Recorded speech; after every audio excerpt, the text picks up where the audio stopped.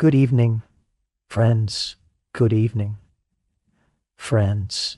Tonight, we're going back to 1960s, Siberia, to a small forest cabin, where we'll wait out a blizzard and cook a pot of stewed potatoes. Now, dim the lights, and as the chimes ring out, let's step into tonight's story. It is the deep autumn of 1962. You have just jumped down from a transport truck that rattled for 3 full days. Your feet land on frozen earth with a sharp crack, a sound that makes you wonder whether you've broken something. You'll only learn later that it was simply the permafrost layer. Welcome to a logging camp somewhere in the Krasnoyarsk Krai of eastern Siberia. Logging camp is an overstatement. It looks more like an endless ocean of taiga, with a handful of wooden buildings dropped at random in the middle. You look around. Large trees, Siberian spruce, Siberian fir, standing thick and close as though convening some enormous congress of trees. Their treetops are already dusted with thin snow, lending an air of solemn stillness beneath the gray sky. How did you end up here? It all goes back to the Soviet policy of developing the East. In the 1960s, Khrushchev's USSR was pushing hard to exploit Siberia's natural resources, timber, minerals, oil. This land, covering 3/4 of Russia's total area, was seen as a treasury for socialist construction. Tens of thousands of young people were mobilized. Some volunteered willingly. Others were voluntarily volunteered. Either way, they all ended up in this frozen wilderness. New here? A voice comes from behind you. You turn to see a middle-aged man bundled up like a bear. Icicles in his beard, eyes squeezed into 2 narrow slits. Not because he's smiling, but because the cold wind is too sharp. He says his name is Ivan, then tells you, "Oh, me. We have to reach the cabin before dark, or tonight you'll be sharing a tree hollow with the squirrels." You're not sure if he's joking, but looking at his face, red as a beet from the cold, you decide it's best not to ask. So you pick up your sorry little suitcase, a few changes of clothes, a copy of How the Steel Was Tempered, and a jar of pickled cucumbers your mother insisted on stuffing in, and follow this bear of a man into the forest. You quickly discover that walking in Siberia is extraordinarily taxing. The ground is uneven. Tree roots, rocks, and holes dug by God knows what animals everywhere. Every 3 steps you stumble. Ivan walks ahead without once looking back, his stride as steady as if strolling through his own backyard. The air is brutally cold. Every breath feels like a fistful of ice picks jabbed into your lungs. You try wrapping your scarf around your mouth, but it quickly freezes solid, plastering itself to your face. And the darkness comes too fast. In Siberian autumn, the sun begins to descend at 4 in the afternoon. You watch that thin streak of orange slowly disappear, replaced by cold, steel blue-gray. Hurry, see that smoke over there? We're almost there. Through the hazy dusk, you can just make out a thin thread of gray smoke curling up from deep in the forest. That wisp seems almost defiant against the cold wind, as if to say, I'm still burning." You can't explain why, but it makes your eyes sting a little, though it may just be the wind. After another 20 minutes, you finally see it, your first home in Siberia. It is a typical Russian log house, an yizba, squatting on a small clearing. The surrounding trees seeming to have stepped back deliberately to make room. The roof is sloped, already carrying a thin layer of snow. The walls are built from round logs laid horizontally, the gaps stuffed with moss and other materials. The windows are tiny, barely the size of a palm, with a dim amber light glowing behind glass. Russian log cabin windows are so small, not because Russians couldn't afford glass, but for warmth. The larger the window, the more heat escapes in Siberia. A large window could mean waking up, or rather not waking up, as a human icicle. Go on in, Ivan says, pushing open the door. We're staying here tonight. We'll sort out your work tomorrow. You step over the threshold and a wave of warm air washes over you. You'll later learn the indoor temperature is roughly 15 degrees Celsius. In an ordinary place, you might complain the heating wasn't strong enough. But in Siberia, 15 degrees is a luxury. The cabin is small, about 20 square meters. Against one wall stands an enormous brick-built stove, the heart of the entire cabin. Above it is a raised sleeping platform, covered with a blanket of indeterminate laundering history, called a kang. The Russian stove is a remarkably clever design, not only for heating, but also for boiling water, cooking food, drying clothes, and even sleeping on. The furnishings are spare: a wooden table, 2 chairs, a cupboard, a kerosene lamp on the wall, and in the corner, an old radio whose antenna juts crookedly toward the ceiling. Ivan points to the cupboard. Everything you need is in there. Food's in the cellar. Don't forget to add firewood every day. There's enough stacked out back to last the whole winter. He pauses, then adds, starting tomorrow there may be a blizzard. You'd best not go outside, and then he is gone, the moment the door closes. The cabin becomes suddenly, terrifyingly quiet. You can hear the crackling of firewood in the stove, the moan of wind outside, and your own heartbeat. You stand in the center of this small cabin and realize you are alone. In Siberia, and the whole winter ahead may be just like this. But you are not as afraid as you expected. Maybe because you're too exhausted. Maybe because the stove is burning so warmly. Or maybe because they're on the cupboard. You've spotted a pot of stewed potatoes left by nobody knows who. Cold, but stewed potatoes all the same. You find a spoon and take a bite. The potatoes are completely cold, but that plain, slightly salty, starchy fragrance makes you suddenly feel this place might not be so bad after all. The first night in Siberia passes just like this. The second morning, you are awoken by the cold, not because the stove has gone out, but because one foot slipped outside the blanket in your sleep. It takes 10 minutes to extract yourself, then you climb down from the yikang and begin to examine your new home properly. The log walls feel surprisingly warm to the touch. This building method, logs laid horizontally, notched at the crossings to lock together, is found throughout the cold climate zones of the Northern Hemisphere, from Russia to Scandinavia, from Alaska to Canada.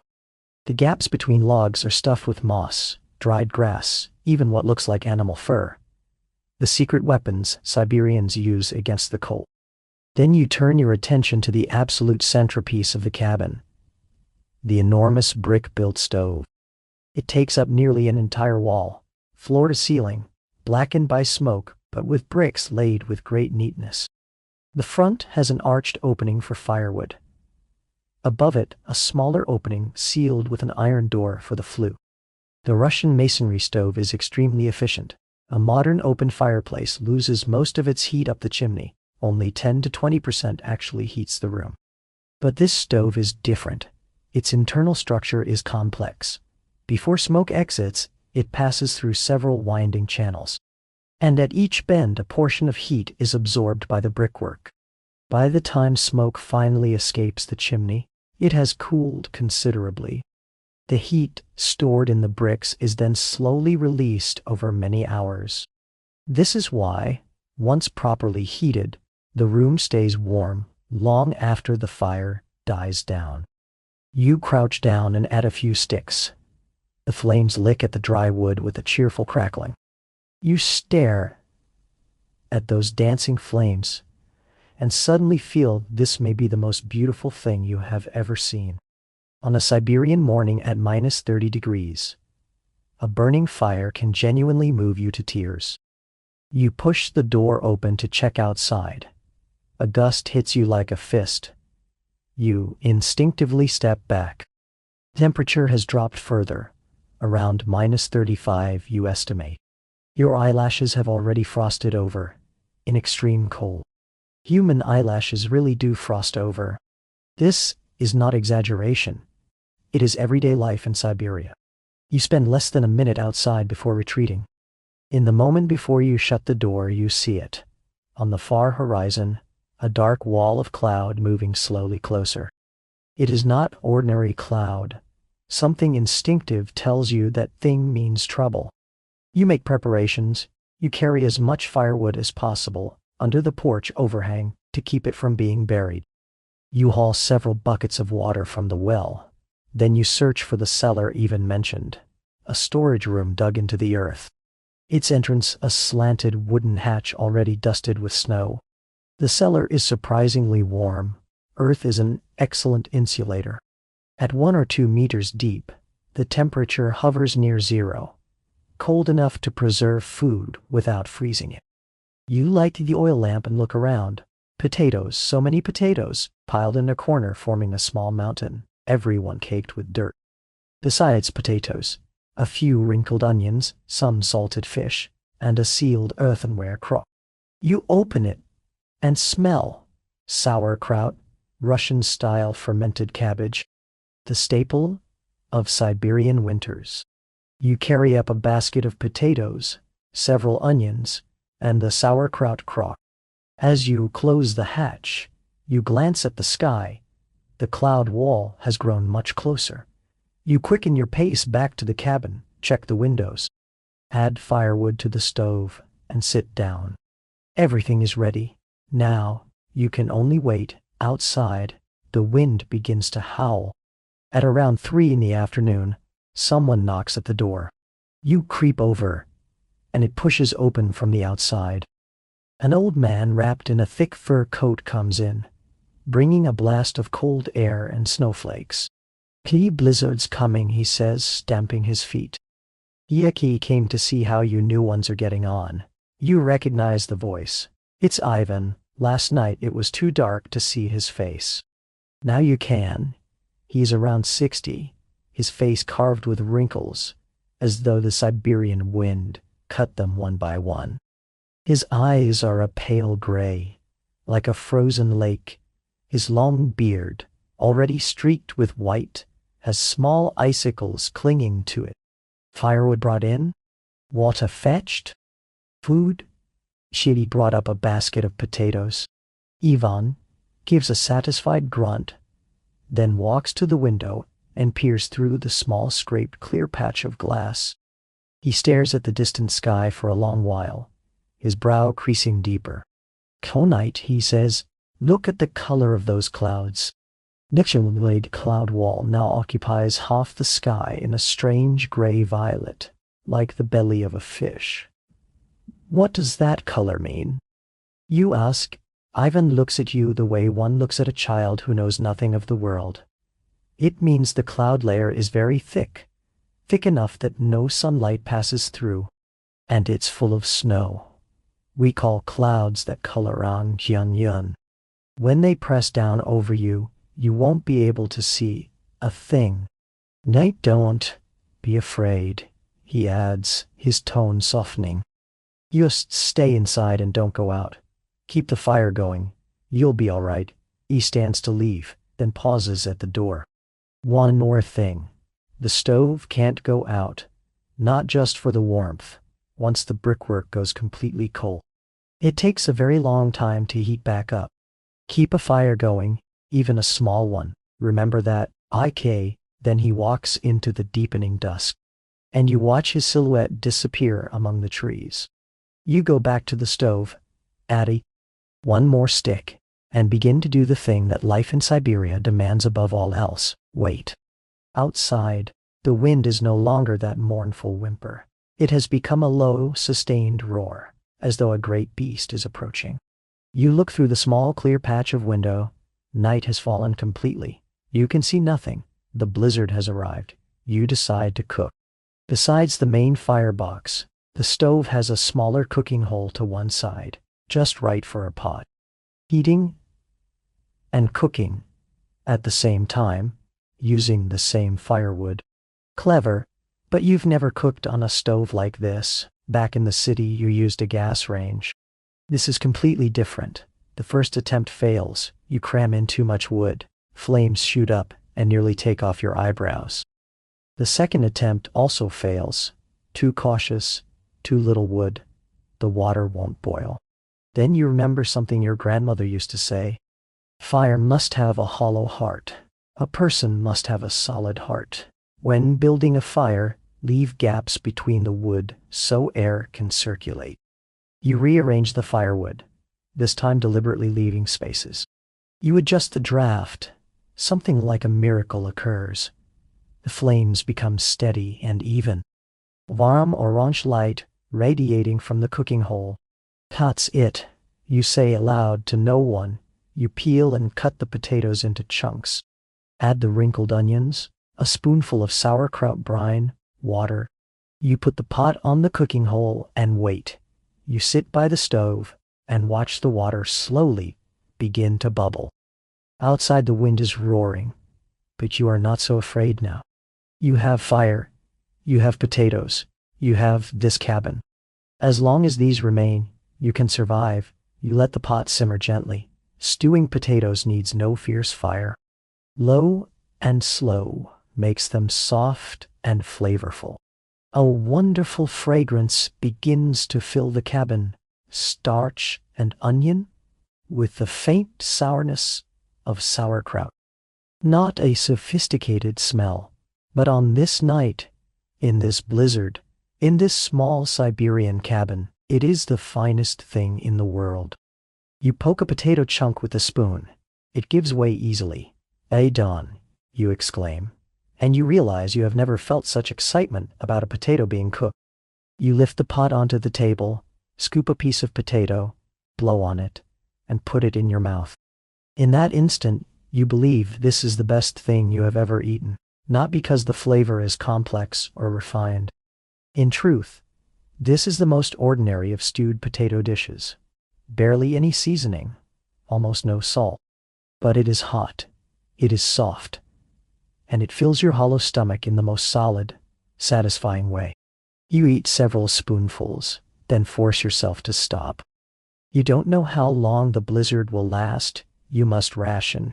You cover the remaining potatoes and set the pot in a corner by the stove, warm enough to keep it, not so hot as to spoil it.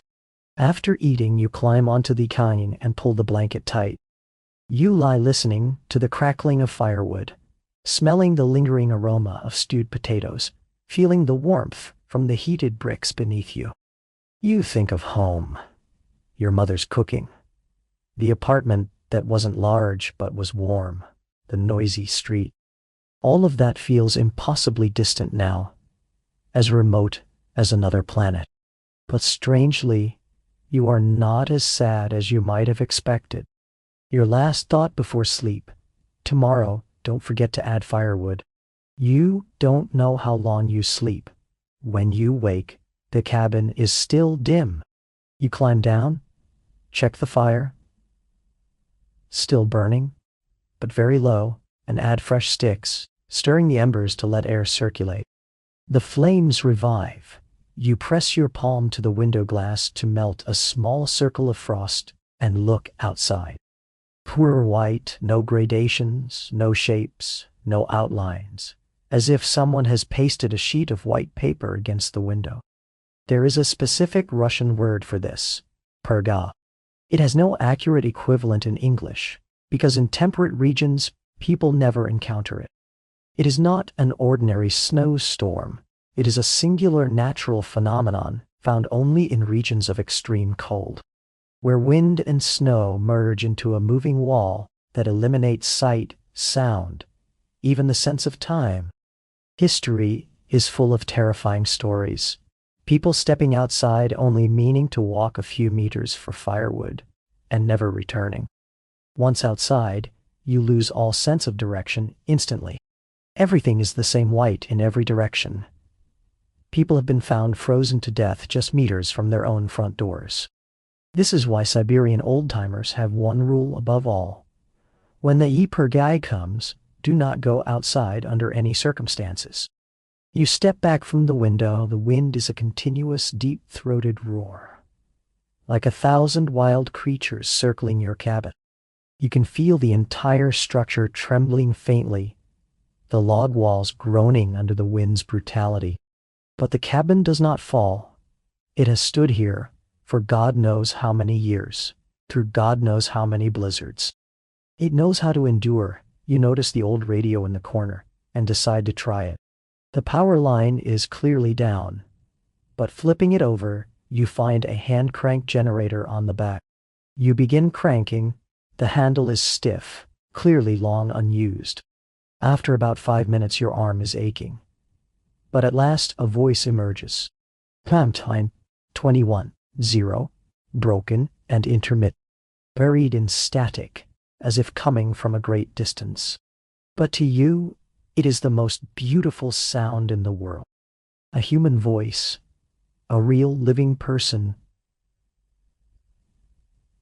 speaking. You sit before the radio and keep cranking, terrified that stopping will make it disappear. A weather forecast. Heavy snowfall to continue across Siberian regions. Expected duration, 3 to 5 days. Do not go outdoors. You breathe in sharply. 3 to 5 days. You begin calculating your supplies. Potatoes, water, firewood. Enough. You think, just enough. The broadcast shifts to music.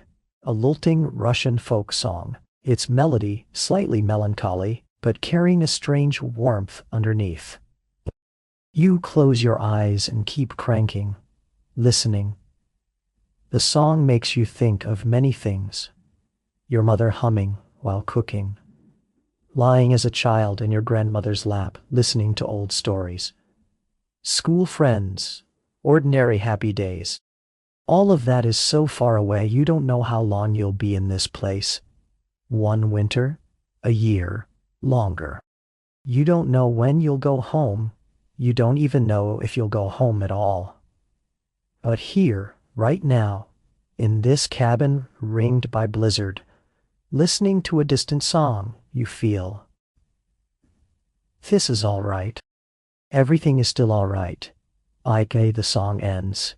You no longer have the energy to keep cranking. You release the handle and the sound fades into static. Then, silence. The wind seems slightly quieter. Perhaps the blizzard is entering a calmer phase. Ivan warned that it could last days with occasional quiet intervals. Don't be fooled. The wind can rage again at any moment. But you decide to use this calm to do one necessary thing. Rush outside and check the woodpile. You bundle up completely, take a deep breath, and push open the door. Cold air strikes your face like a hammer, head down, wading through knee-deep snow. You make your way to the back of the cabin. The pile is there, buried under a thick layer of snow. You pull some away, and find the wood inside is dry. A quick estimate. If careful, enough for 4 or 5 days. Sufficient. You run back inside and slam the door. Your whole body shakes. Those 2 or 3 minutes outdoors drained a remarkable amount of warmth. You hold both hands toward the stove's flames. Absolutely no more going outside. You add firewood. Check the remaining stewed potatoes. Plenty left. And decide to sleep early.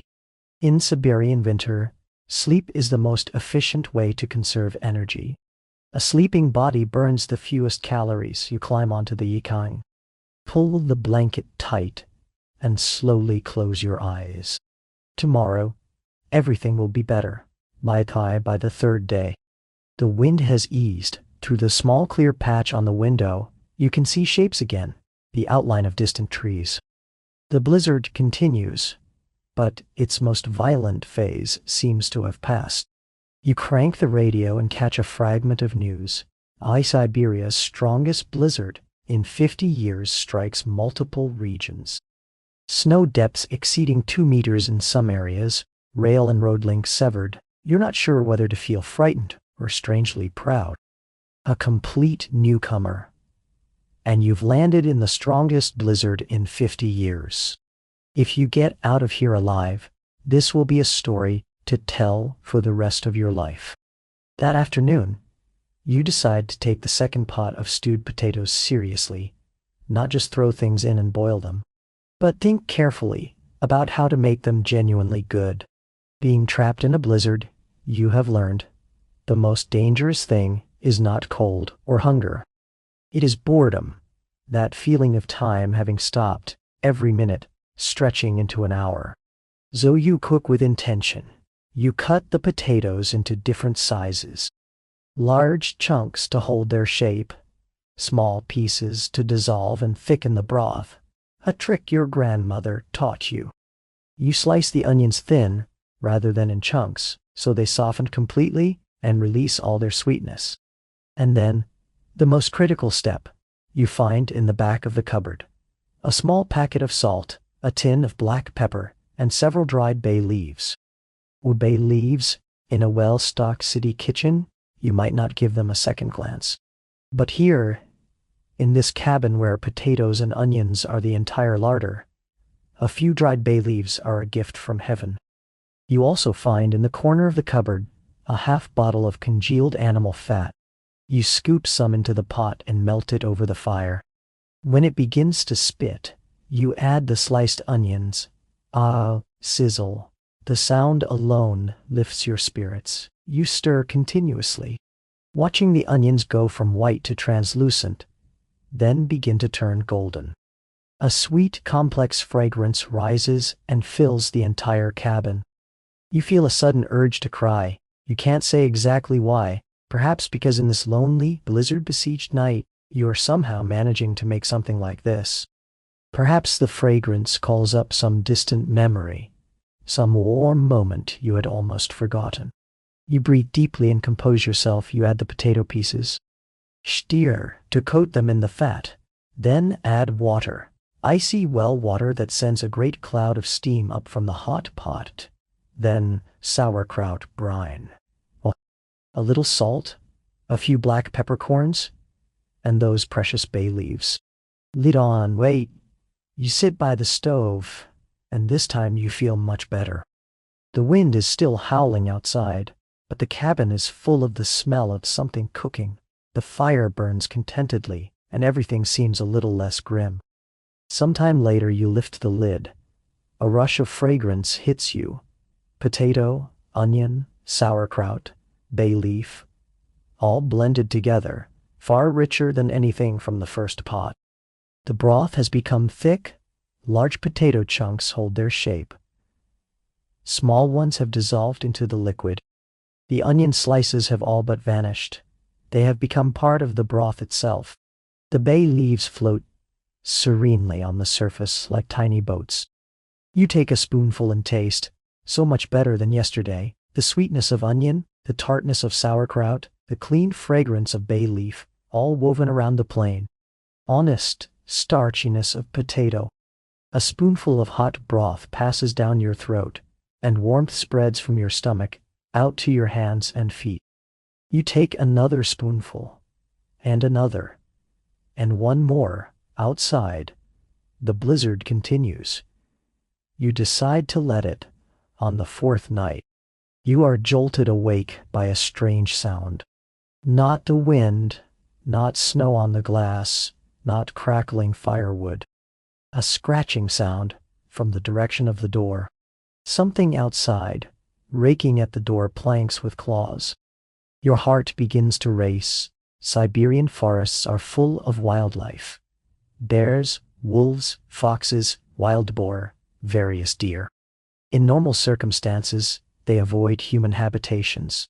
But, in extreme weather, a blizzard can drive an animal to desperation, its den buried in snow, its food supply cut off.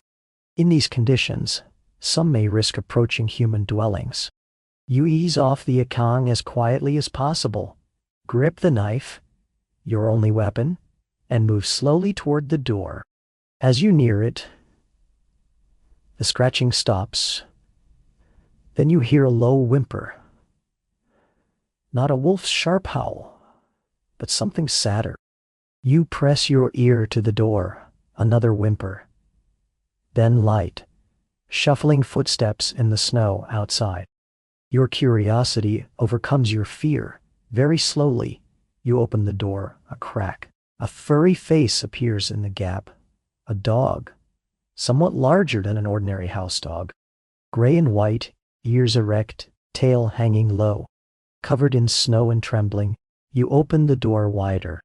The animal doesn't push in. It just stands in the doorway with a pleading expression. You look carefully.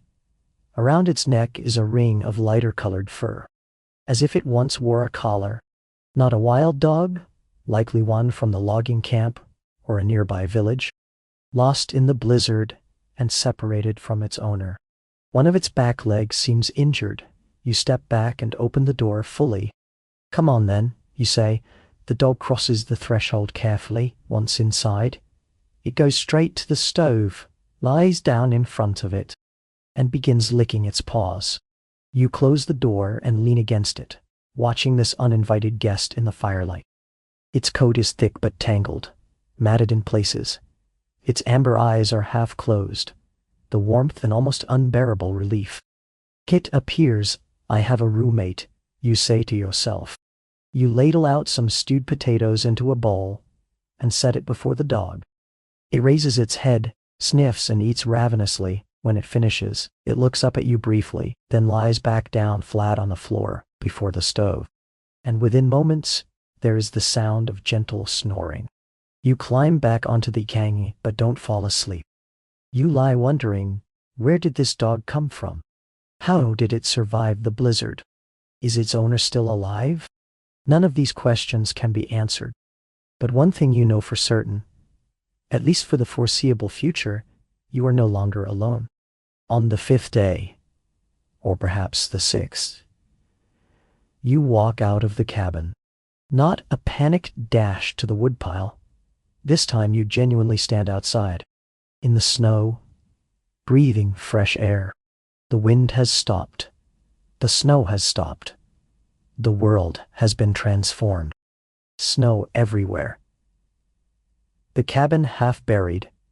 Enormous drifts piled against the door. The woodpile a white hillock. Every path and fence post vanished beneath white. And then there is the silence. A silence people from cities struggle to understand. No traffic, no voices, no mechanical hum, only the occasional soft sigh of wind through the treetops. The sound of your own breathing, the squeak of packed snow underfoot. You breathe in deeply. The cold air floods your lungs, sharp as a blade, but genuinely clean, carrying nothing but snow and the scent of pine. And the sun is out, not fully, still veiled by thin cloud, but visible. A blurred, silver-white disk hanging low in the sky. You haven't seen it in days. The feeling is difficult to describe. You stand with your face tilted up toward it, feeling the faint warmth it offers. The dog, you've been calling it Misha, pokes its head from the doorway. "Come on," you say.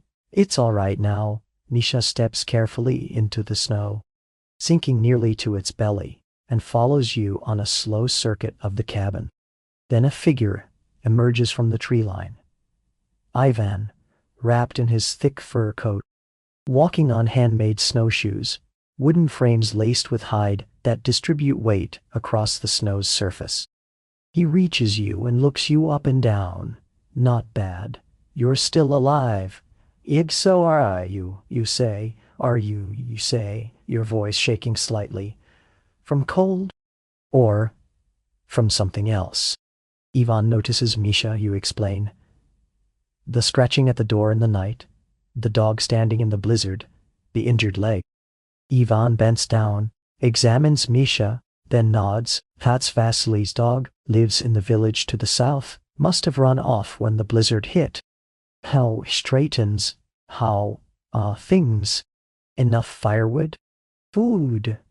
"Needs I both. Tarday trine torchy." "Just getting tired of potatoes." You mean it as a joke. But the moment you say it, you regret it. You survived. What is there to complain about? But Ivan doesn't reproach you. He reaches into his coat and pulls out a cloth bundle.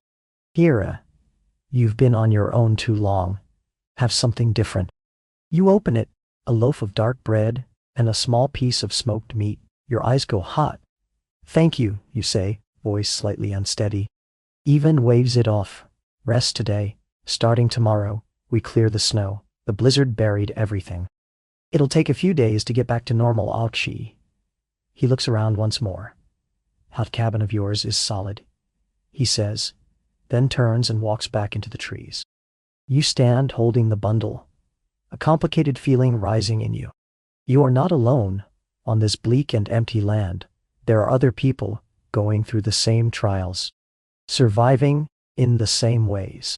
And when you need them, they come. You go back inside. Misha follows. You sit by the stove, set the bread and smoked meat on the table, saving them for dinner, and begin to think. The blizzard is over. You survived. But this is only the beginning. There is still an entire winter ahead. There is work to be done. Much still to learn. You watch the flames dancing in the stove, and a new feeling comes over you.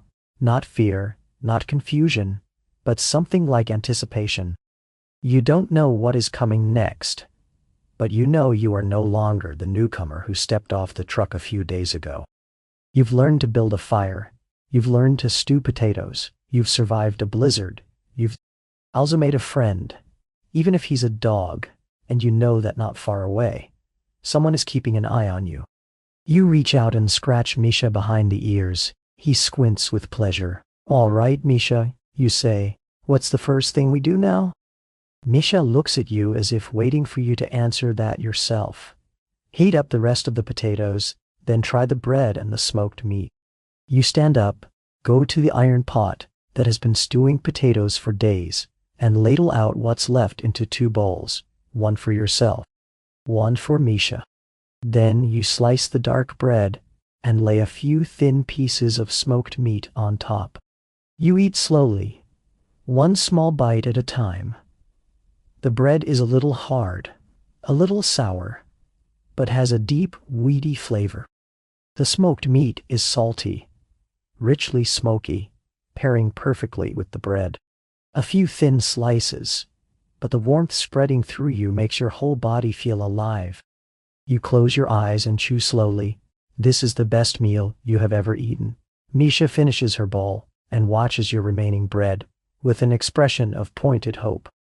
No, you say, you've already eaten. Misha gives a soft whimper, but doesn't press further. You eat the last bite and set the bowl aside. You lean back and look at the fire. Outside, the light is fading. The sun has sunk behind the tree line, leaving only a streak of orange-red in the sky. You've lost track of what day it is. Time grew blurred in this place. Days and nights and yesterdays all running together. But it doesn't matter. You survived. You came through the strongest blizzard in 50 years. With your own hands, this cabin and a basket of potatoes you endured. You think of all the stories you read before coming here. Heroes crossing mountains in the snow, traversing deserts, saving the world. But sitting here now, you understand something. Perhaps true courage isn't those grand things at all. Perhaps it's the small things you've been doing for the past few days. Adding a stick of firewood, heating a bowl of potatoes, waiting for the blizzard to pass. These things that seem trivial are in fact the foundation of human survival. Every generation finds ways to stay alive in whatever circumstances they face and passes life on to the next. You are simply one link in that long chain, but sitting in this Siberian cabin, watching the flames, with a shaggy dog by your side, you think, this link isn't so bad. You stand, add one last stick to the fire, then scoop one final spoonful of stewed potatoes from the pot. They have cooked so long, they've nearly lost all shape. Soft to the point of dissolution, the broth thick as porridge, carrying the faint taste of sauerkraut. You put that spoonful in your mouth and swallow it slowly. Tomorrow, a new day begins. You'll clear snow, check the roof, chop firewood, learn more of what survival here requires, perhaps find Vasily, if he is still alive, and return Misha to him. But that's tomorrow. Tonight, you only want to rest. You climb onto the yukon and pull the blanket around you. Misha jumps up and lies down at your feet, warming them with her body. Outside, night has fallen completely. Through a gap in the clouds, you can see a handful of stars. You think of city nights, streets flickering with neon, windows blazing, a sky that never truly goes dark. All of that is very far away, but you don't miss it, because right now, you have things no city could have given you. A cabin that stood firm through the storm, a stove that carried you through the cold. Nights, a basket of potatoes that kept you fed, and a dog to keep you company. Your thoughts begin to blur at the edges in the last moment before sleep. Rises, cut pot of stewed potatoes. Tomorrow you'll make a new one. Intriguing.